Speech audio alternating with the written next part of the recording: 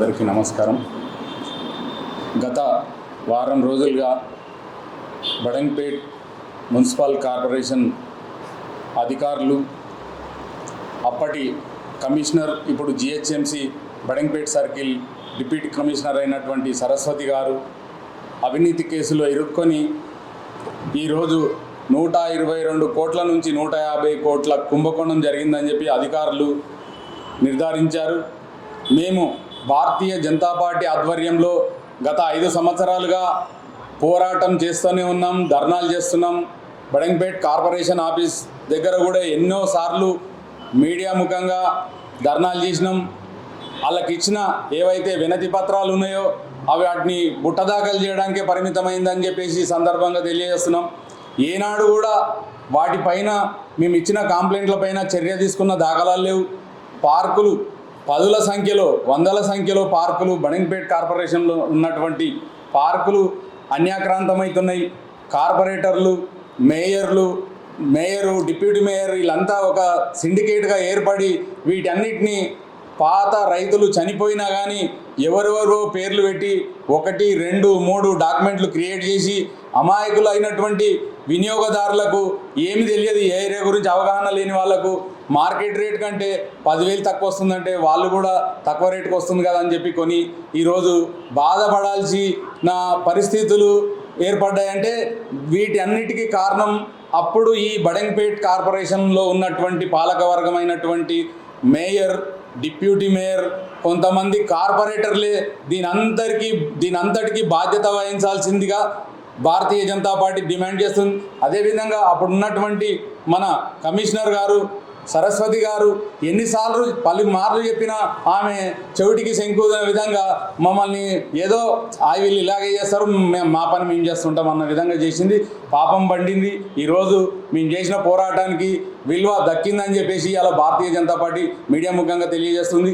ఇదే కాకుండా బాలాపూర్లో జరిగినటువంటి గవర్నమెంట్ స్కూల్లో 40 లక్షల రూపాయలు బాలబాలికలకు ఏదైతే ఉన్న బాత్రూంలకు పాత భవనానికి కొత్త రంగులు వేసి 2 దర్వాజాలు ఫిట్ చేసి అందులో కమోడ్స్ ఫిట్ చేసి 40 లక్షల రూపాయలు డ్రా చేసి ఈ ప్రజాప్రతినిధులు ఇప్పుడు ఉన్నటువంటి ఈ అధికారులే తిన్నారని చెప్పేసి కూడా ఆడ మేము 2 సార్లు మీడియా ముఖంగా కార్యక్రమం చేస్తే, అదేవిధంగా ఏసీబీ అధికారులకు, ఈ విజిలెన్స్ అధికారులకు వినతి పత్రాలు ఇస్తే చేయంగా మొన్నటికి ఈ కార్యక్రమం రూపుదాల్చి అవినీతి పరులైనటువంటి కొంతమంది ఎప్పుడైతే ఉన్నటువంటి సరస్వతి గారు వాళ్ళ 10 మంది అధికారులే కాకుండా అసలు పెద్ద ఘరానా దొంగలు, తిమింగలాలు, కోట్ల రూపాయలు మింగిన ప్రజాప్రతినిధులు వాళ్ళని తీసుకొచ్చి విచారణ చేస్తే అసలు విషయాలు బయటకు వస్తాయి. అప్పుడు బయటకు వచ్చినాక ఏదైతుందో ఈ ప్రజాధనం 122 కోట్ల నుంచి 150 కోట్లు ఈ బడంగ్పేట్ కార్పొరేషన్లో ప్రజలు ప్రతి సంవత్సరం కట్టిన ట్యాక్స్, అది ఆటో డ్రైవరు, రిక్షా డ్రైవరు, కూరగాయలు రోడ్డు మీద అమ్ముకునే వాళ్ళు, రైతులు, కూలీలు, అడ్డ కూలీలు, వాళ్ళు తినక కట్టిన ఏదైతే ఈ పన్నులు ఉన్నాయో ఈ పన్నులను బకాసురులాగా మేసి వీళ్ళ ఆస్తులు పెంచుకొని ఇవాళ వచ్చే ఎలక్షన్లో ఓటుకు 10,000, 20,000 ఇస్తామన్న చందంగా తయారైపోయారు. ప్రజలు కూడా గమనించాలి. పార్టీలు వస్తుంటాయి, పోతుంటాయి. పరిపాలించే వ్యక్తులు కూడా వాళ్ళు మనకు ఏ విధంగా ఉపయోగపడతారు, ఈ విధంగా డబ్బులు వంచినోడు రేపు పొద్దుగాల ఎట్లా డబ్బులు వసూలు చేస్తాడు అనేది విషయం కూడా ప్రజలు గమనించాలి. ఏదైతే కొద్దిగా ధర్మంగా, న్యాయంగా ఉండే నాయకుడిని ఎన్నుకోవాలి. పైసలు వంచకపోవచ్చు కానీ చేసే పాలన, ప్రజలకు ఏదైతే ఖర్చు పెట్టాల్సిన ప్రతి రూపాయికి జవాబుదారితనంగా ఉండే నాయకుడిని ఎలక్షన్లో ఎన్నుకోవాల్సిన బాధ్యత ప్రజలపైన ఉందని చెప్పి ఈ మీడియా సందర్భంగా తెలియజేస్తున్నాం. అదేవిధంగా ఎవరైతే ఇప్పుడు అమాయకులు ఏం కాదు, వీళ్ళు కూడా తిన్నారు. వీళ్ళు తిన్నది తక్కువ, ఎక్కువ తిన్న ఎవరైతే ప్రజాప్రతినిధులు ఉన్నారో ప్రివెన్షన్ ఆఫ్ కరప్షన్ యాక్ట్ 1988 చట్టం ప్రకారం ఏసీబీ, విజిలెన్స్ అధికారులు వీళ్ళను కూడా అరెస్టు చేసి విచారణ చేసి దోషులను తేలితే వీళ్ళ ఆస్తులను ప్రభుత్వం జప్తు చేసుకొని ఆ డబ్బును ప్రభుత్వ ఖజానాకు జమ చేయాల్సిన బాధ్యత ఈ విజిలెన్స్ అధికారులది, ఏసీబీ అధికారుల పైన ఉందని చెప్పి సందర్భంగా భారతీయ జనతా పార్టీ తెలియజేస్తుంది. అదేవిధంగా ఇలాంటి అక్రమాలకు పాల్పడిన ఎవరైనా సరే వదిలిపెట్టొద్దని చెప్పేసి భారతీయ జనతా పార్టీ డిమాండ్ చేస్తుంది. ఏదైతే ఈ పార్కు స్థలాలు కూడా ఉన్నాయో మీకు దయచేసి ఎవరైతే కొనుగోలుదారులు ఉన్నారో అమాయక ప్రజలు దయచేసి ఆ పార్కు స్థలాలను కొనే ముందు మీరు ఒకసారి లీగల్ ఒపీనియన్కి వెళ్ళండి. మీకు తెలిసిన అడ్వకేట్ దగ్గరికి వెళ్ళి ఈ ప్లాట్ కొనొద్దా అని తెలుసుకున్న తర్వాత దయచేసి కొనండి.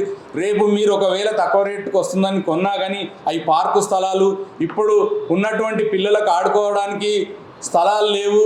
రేపు భవిష్యత్తులో చాలా ఇబ్బందులు అవుతాయి. అన్ని ఇళ్ళు కట్టిన తర్వాత అలా ఆడుకోవడానికి స్థలాలు ఉండవు. కాబట్టి ఆ స్థలాలను రేపు పొద్దుగల్ల ఆక్రమణకు గురైన భారతీయ జనతా పార్టీ రేపు వాటిపైన కూడా రాజీ లేని పోరాటం చేసి ఆ పార్కు స్థలాలను కూడా విముక్తి చేసి జిహెచ్ఎంసీలో విలీనం చేసే బాధ్యత కూడా భారతీయ జనతా పార్టీ తీసుకుంటుందని చెప్పి ఈ సందర్భంగా మీకు తెలియజేస్తున్నాం.